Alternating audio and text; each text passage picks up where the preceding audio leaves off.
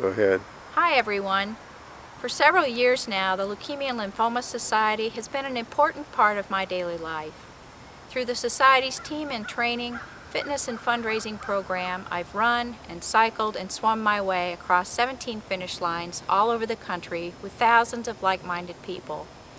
The training and events are challenging and fun, but we're all part of something much greater, the race to cure blood cancers, leukemia, lymphoma, Hodgkin's disease, and myeloma, and to develop treatments that improve the chances of survival and quality of life.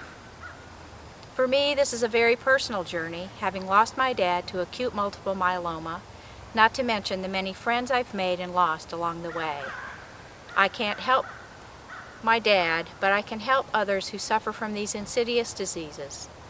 You and I know that the only way to end cancer is to adequately fund the research needed to get us to the finish line. I hope you'll join me in the race for life by helping me reach my fundraising goal of $10,000 this year. For 20 years, I swam a mile a day for exercise, never realizing this was preparing me to become an endurance athlete in my 50s. Who knew I would ever call myself an athlete and believe it?